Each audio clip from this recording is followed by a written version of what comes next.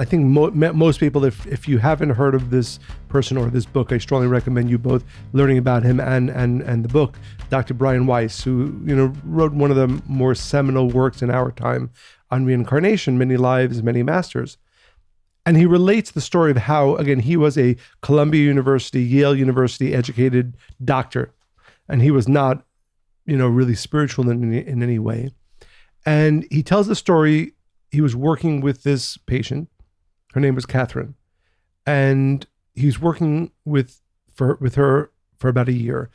And in that year, she starts recalling, because she came to him, she had different types of phobias, and she was really in a state of hypnosis. Yes. Came to realize that she had died and drowning in a previous lifetime. And what he found interesting is that realization started lifting her anxiety and phobias. And in his mind, he's thinking, it doesn't make sense that imaginations, because this is what he was assuming they were, would help cure or alleviate symptoms of anxiety and fear. But he was going with it, right? So she was saying that she was realizing previous incarnations, and those realizations helped her work through her fears. But the moment he said that he became a believer, right? And I think for me, it's, I am by nature a skeptical person. And of course, I've been studying it for over 40 years. I wholeheartedly believe in the concept of reincarnation.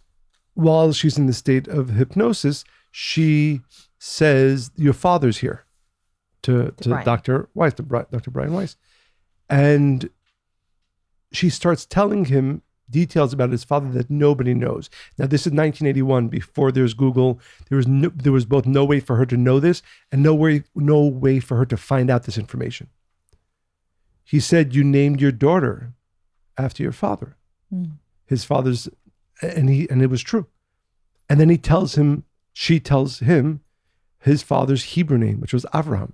And nobody, even their family, didn't know their father's Hebrew name. And then she tells him that he died with his heart, which was true. So that he's already, right, starting to see that there's something more real here. And then she said, and your son is here. Now, he had a young son who was born, I think lived 23 days. Yeah, I remember that. And none of his family, like, this is not a story they told. And she tells him the heart deformity that he had. Again, none of their family members knew, none of their friends knew. And I think and he says, this is the point where he realized there's something much more here than an imagination of past lives.